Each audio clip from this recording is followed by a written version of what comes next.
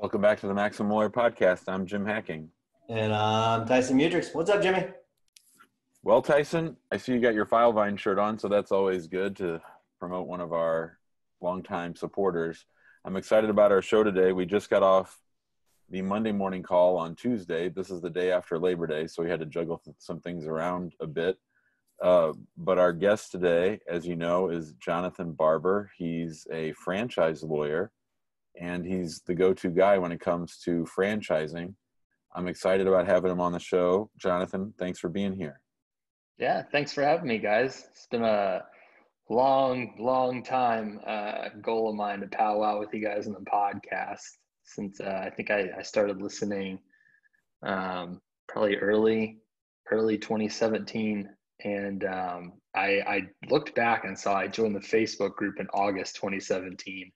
And I distinctly remember I listened to all the podcasts that you guys had over like a 2-week period in like February or March of 2017. And I think it was like 50 at the time. And you kept saying, join the Facebook group, join the Facebook group. And I think they were like 100, 150 members or something, maybe at that time. And I kept thinking, no, I'm not going to join the Facebook group. I'm just going to get a sales funnel. And, they're going to start hitting me up for coaching and this, that, and the other. And then I joined it and was like, oh man, I've really been missing out. Cool. That's hilarious. But it just shows how demented you are that you listen to all the episodes over that short of a span. That's really funny that people think that, or that you thought that there was like a sales funnel attached to it. There is zero sales funnel attached to it.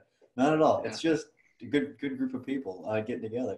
So before we get too far ahead, talk about your journey. How did you get to where you are now? You're in a partnership now. You've got a really cool business plan. I think it's really neat. Jim and I learned more about it a couple of weeks ago when we had a call with you. So tell people about how you got to where you are now.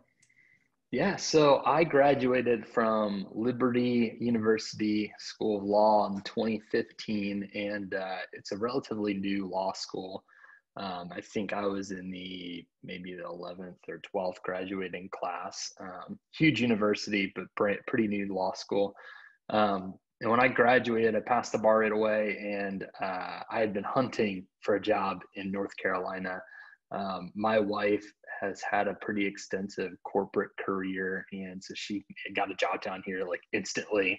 And actually during like my third year of law school, so I was driving down here all the time while finishing up. But then we moved down here, and I applied everywhere. I networked like a fiend with recruiters, other attorneys, but I think there were only like 3 attorneys in Charlotte that went to my law school, and I don't think they were doing very well. So there's really no one that I could hit up for a job at the time.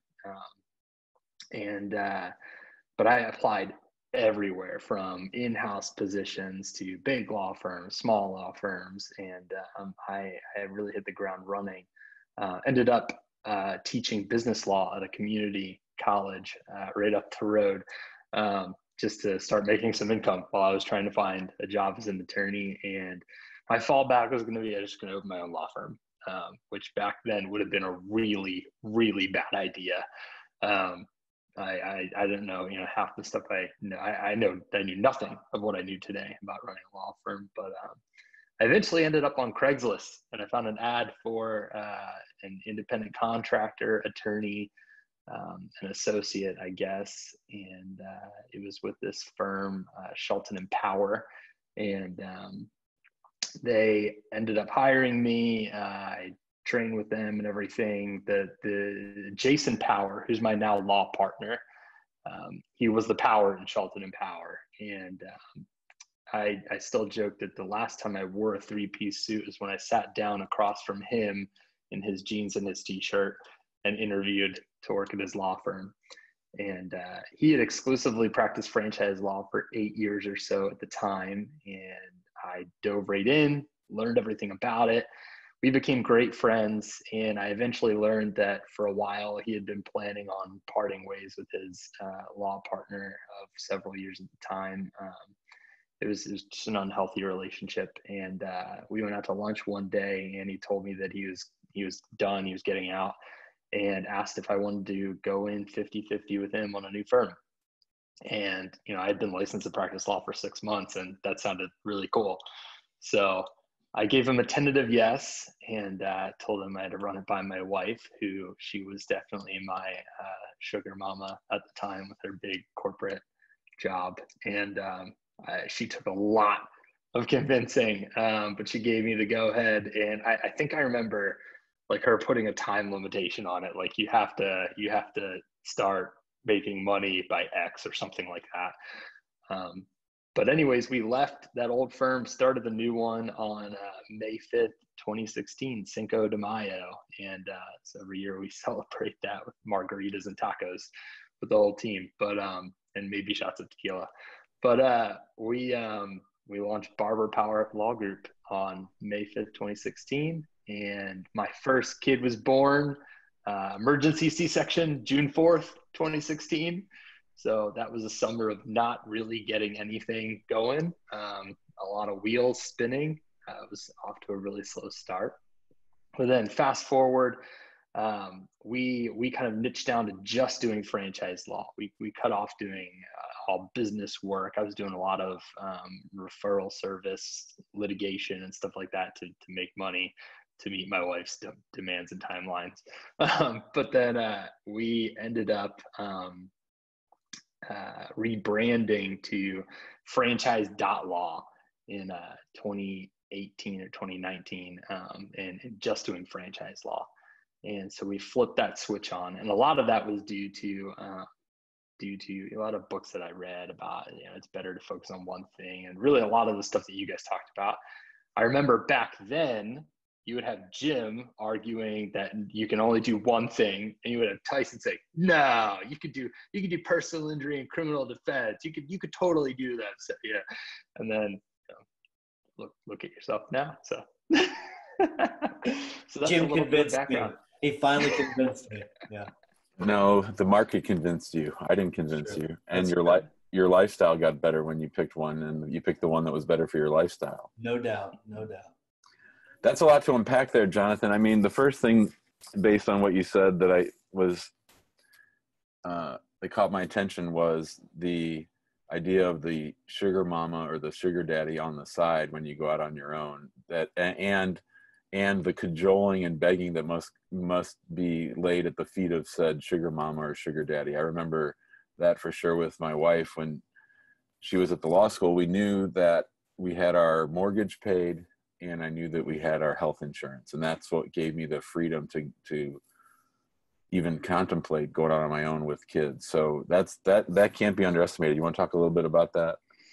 Yeah, I mean, very, very fortunately, my wife is a stallion when it comes to corporate audit, and she worked her way up and was doing very, very well for herself and for our family. And she really started that career while I was in law school, and we got married in the middle of law school.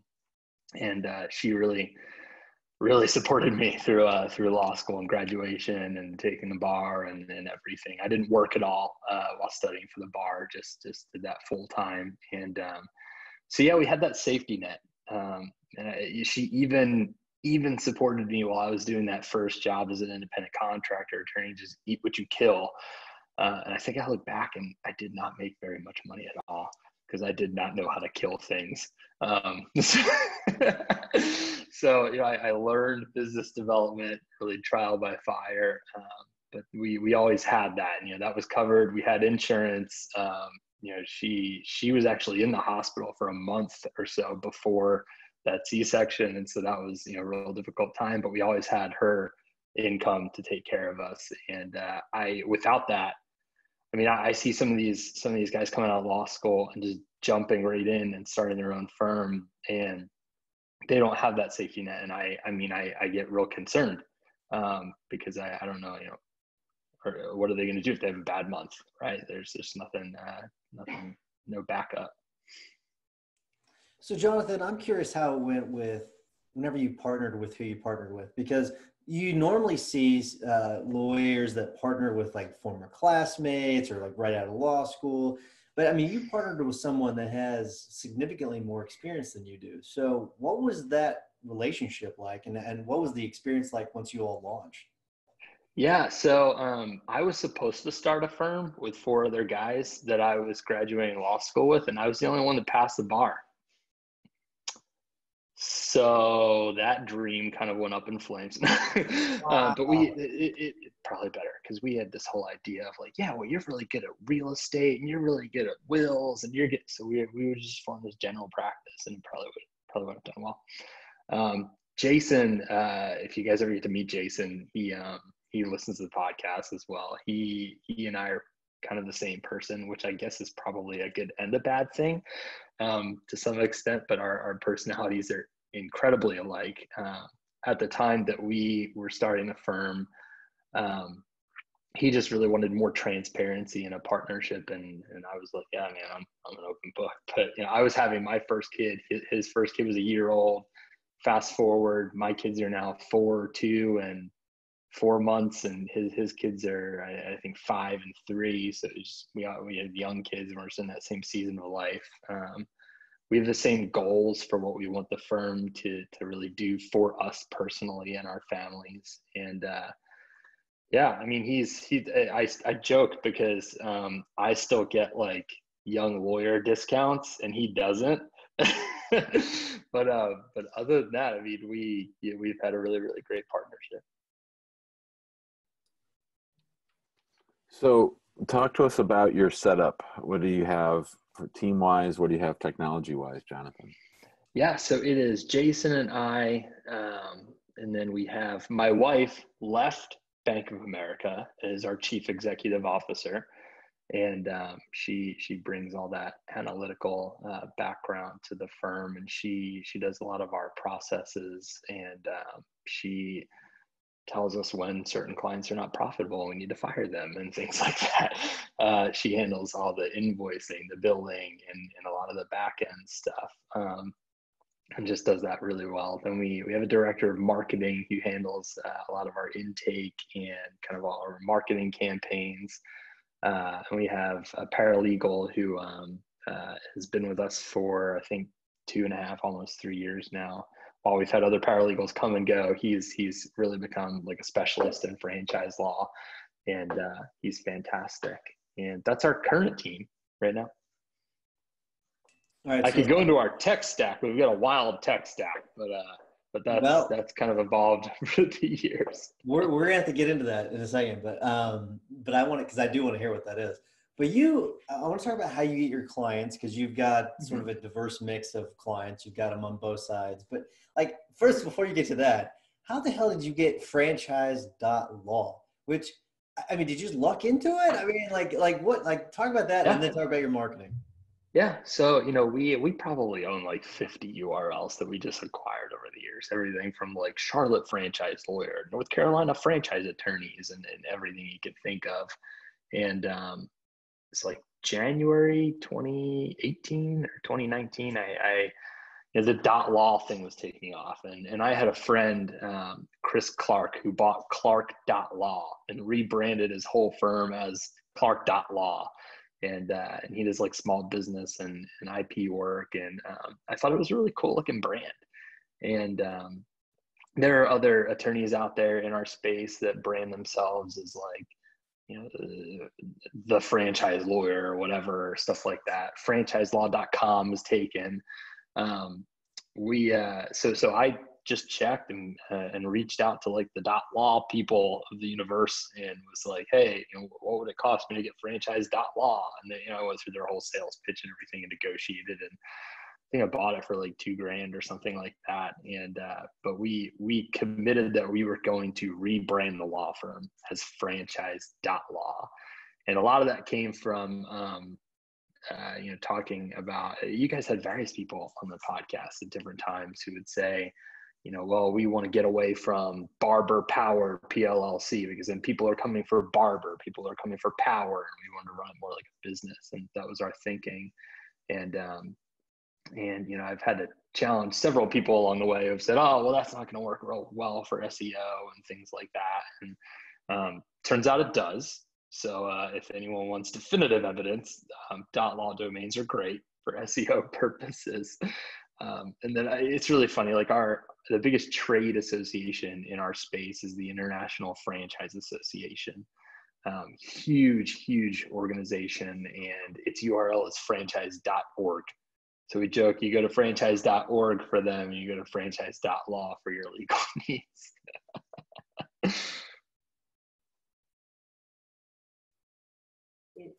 So, Jonathan, I think that when we have our usual cast of characters on the show, most of our listeners understand PI law or criminal law. Talk to us a little bit about franchise law and maybe what you can do, what your firm does for franchisors, franchisees, and then sort of your role in that. Yeah. So franchise law is a mix of like statutory, regulatory law at the federal level. And then there are 15 states that have their own franchise laws. And then there's 27 states that have business opportunity laws that are really kind of like mini franchise laws that you have to navigate. So it's all mainly regulated by the Federal Trade Commission. So it's a federal practice area, much like immigration or tax.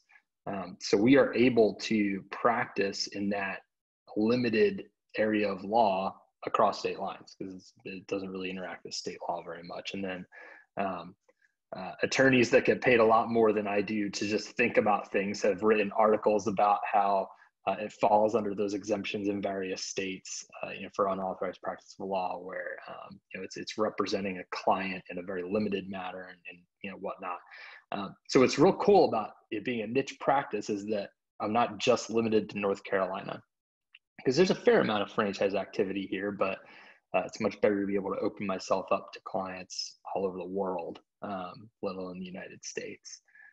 On the franchisor side, we create new franchise systems. So we draft franchise disclosure documents for businesses that want to franchise and sell franchises. Then we register them in those 15 states or get them exempt in those other 27 other states. And then we assist them with the franchise sales process to an extent. They have to update their franchise documents every year. That's an FTC requirement. Other states have other requirements they have to adhere to, and then we work with them on their disputes with franchisees. I do a limited amount of litigation. I don't really like it because I'd have to either pro hoc or associate with local counsel all over the place. I really like to limit that to just here in North Carolina, where it's easy. I don't have to travel, but we do a fair amount of arbitration as well.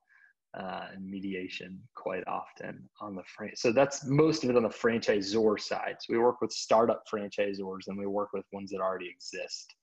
And then on the franchisee side, we mainly, when not conflicted, we work with people that are buying franchises, and they get the franchise disclosure document from the franchisor. It's kind of like a securities private placement memorandum, but more interesting and longer. And we review it for them, give them a legal opinion, answer all their questions for a flat fee, and send them on their way. We do a fair amount of both when we're not conflicted out. All right, so I'm sure you got people salivating whenever you mention your tech stack. So let's go ahead and get into your tech stack. Let's hear about what you got set up. Pull the curtain back a little bit.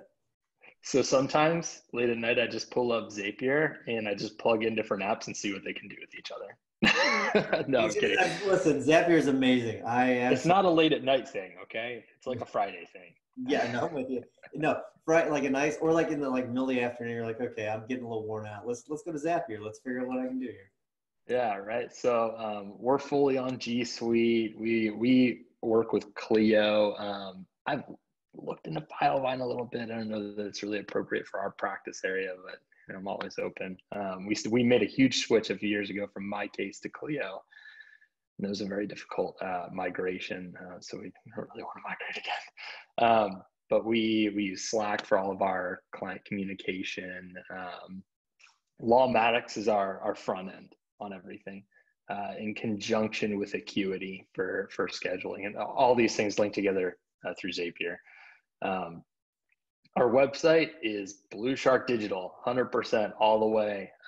They have done a lot for us with the website to where submit a contact form, and it notifies us, but then it also automatically shoots it into Lawmatics and creates a prospective new client, which triggers a couple automations in Lawmatics now, depending on whether they're a franchisor or franchisee.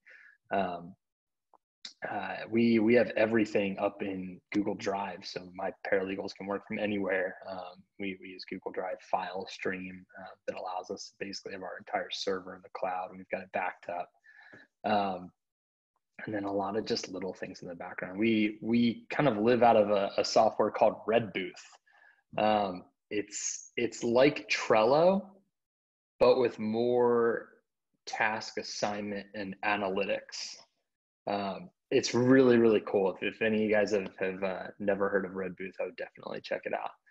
But we've been using that. We used Trello for maybe a year or so, and then we made the switch to Red Booth, I'd say maybe a year and a half ago or something like that. And it's phenomenal. It keeps everything moving along. It's real great for templated task lists and things like that. And then it has its own integrations through Zapier as well. All right, so we are going to take a pause for a word from our sponsors. Thanks to our sponsor, Smith AI. Smith AI is a superior receptionist service for law firms trusted by many maximum lawyers, including my firm. At my immigration practice, the hacking law practice, Smith AI's friendly US-based receptionists respond to potential clients in English or Spanish. They screen and schedule new leads, and they even take payment for consults. Best part is that they don't just handle these conversations via phone. They also have live agents and chatbots capturing leads on our website through their chat widget. They serve as our friendly gatekeepers while my team and I work uninterrupted. We get new clients and we get our work done. How awesome is that? If you're in a solo or small firm, I know you'll appreciate this. Smith AI now offers 24/7 virtual receptionist service, answering calls, website chats, texts, and Facebook messages. Plans start at just $70 a month for calls and $100 a month for chats. They even offer a totally free chatbot, so there's no excuse.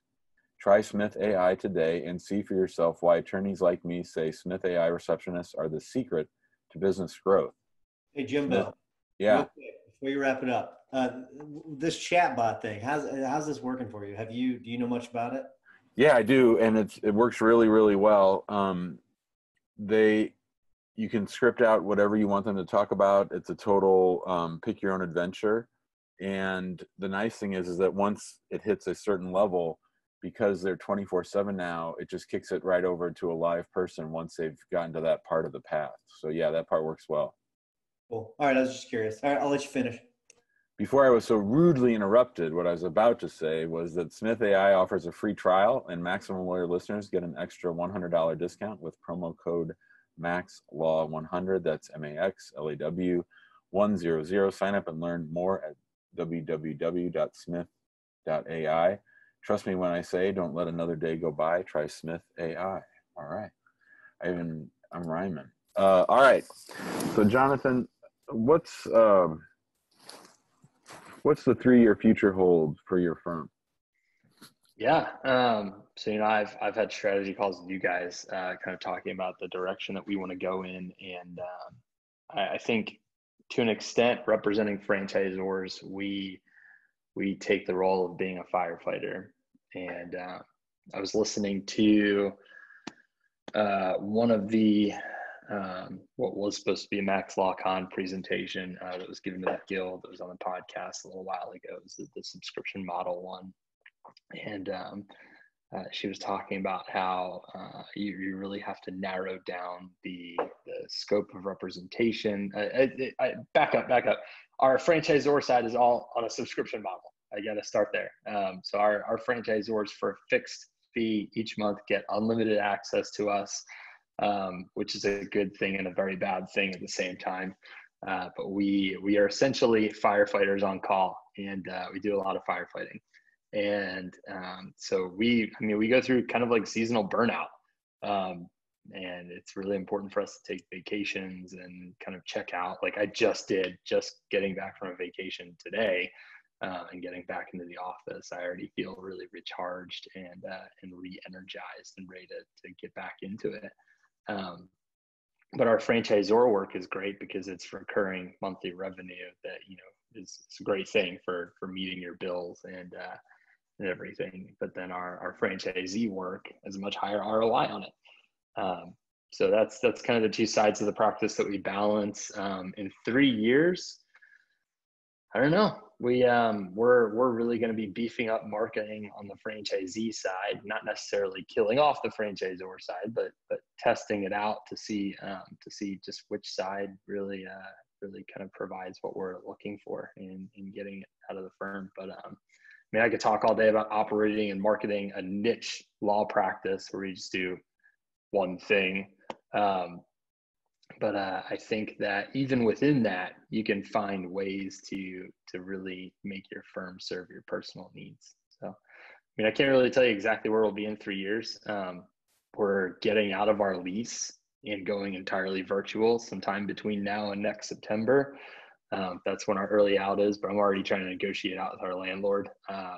We just have a huge office space and it's a huge monthly expense. And when we left the old firm, we assigned the lease to ourselves and thought, yeah, we're going to blow this up and have all these attorneys. It's going to be a powerhouse. And then very quickly you realize you don't need that to actually have a powerhouse. You can have a powerhouse where everybody's working in their pajamas, really. I just love that mindset. And I just love the fact that, like, you've been really trimming down over the last, I guess, year or so. And like, it's really great. Like, all that money can go straight into your pocket, or you can reinvest it into the firm. You can do whatever you want. So that's pretty awesome stuff. All right. So we are at time. So we do have to wrap things up. Although I would love to just keep chatting because I think your business model is really cool. But I do want to remind everyone to go to the freaking Facebook group. There is no sales funnel. Get involved there. There's a lot of just great information being shared on a daily basis. Also, if you don't mind, just while you're finishing the rest of this episode, getting the tips and the hacks, give us a 5-star review on Facebook. We would really appreciate it. It helps spread the love. And then also join us in the guild. We have a lot of great people like Jonathan in the guild. And so join us there. Go to MaximumLawyer.com. Jimmy, what's your hack of the week? Can we make a funnel? Like, can I work on that? Like, can that Yes, do it, man. Hey, man, if you want to beat the funnel, all right, if you want to beat the funnel, get in now to the Facebook group. But Jim's going to create a funnel. So my hack of the week is, if there is something that you're struggling with, whether it's a personality defect or something that you're stressing out about and you're not talking about it, you might consider reaching out to a friend or a colleague or a fellow Maximum lawyer and just sharing that, like opening up about it. Half the battle is getting honest with what it is that you're struggling with. I've come to see something that I've been struggling with, and I got honest about it with my sponsor and with my therapist, and I'm just sort of starting to walk through that and work through that. So don't suffer in silence. If there's something that's dragging you down, make sure to share it with someone else, because just giving voice to it helps you put a box around it, and then it becomes something that you can actually deal with. Great advice, Jimbo. Really good advice. All right, Jonathan, what is your tip or hack of the week? Join the guild. Participate in the guild. You guys provide invaluable insight. You guys drop serious knowledge. The other leaders in the guild are just phenomenal. Seth will just call me and just really call me out on very big missed opportunities to market my practice, and those are always really fun. But I guess my real tip would be, we're always talking about new software coming out. I know, Jim talks a lot about the shiny object syndrome, and I suffer from that as well. But we have enough awesome software out there. I'm not going to recommend anything new, but I will recommend that everyone just take a little bit of time and click that little gear in whatever you're in. If it's in Gmail or Lawmatics, whatever you're working in that you're already paying for, just go in and dig into the settings and see what you can do. I mean, there's stuff in there that you wouldn't even think of that can really make your life easier. Like one of my biggest things that I hate is sending an email. I'm like, crap, I didn't need to say that. I need to quick change that. So in the Gmail settings, so when you send an email in Gmail, you get 5 seconds to cancel it. If you go into the settings, you can bump that up to 30 seconds. So I went in there and just increased 30 seconds. I changed a bunch of other settings to kind of tweak things, but I would encourage everyone to dig into their settings. Man, you're not lying. Like I undo emails daily. Like I'm like, oh, I meant to add this, or I meant to do this, or I meant to do that, or no, I didn't want that to go out. Like it is going from 5 to 30 seconds is so great because think about it, like 5 seconds, you're still looking at the screen, and then you look away, it's gone, right? Like 30 seconds, you can look away, think about it for a second. Oh crap, I got to go back and click the undo button. I mean, it's a game changer. It really is great. So that's a good one. All right, so here's my tip of the week. So a lot of us have kids that are going back to school right now, and like it can be chaotic and be very stressful. And just know that other people are going through this, and people are being very understanding right now. My wife and I were talking, and she was getting really stressed out, and I was like, Amy, calm down. We're all going to have because our kids are starting school today, right? And it's all virtual. And so the technology wasn't working. I was like, hey, we're not the only ones going through this. All right. It's okay. It's just step back for a second. It's no big deal. And you know what? Even if it doesn't work and you can't get it done by the time school starts or whatever, they're going to understand. They're going to get it. So just step back, breathe for a second. It's okay. There's nothing wrong with it. It's fine. We're all in this together. So, all right, Jonathan, it's been a lot of fun. It's been way too long to get you on this thing. So I'm glad we got you on here, but thank you so much. Awesome. Thanks, guys. Thank you. See ya. Bye.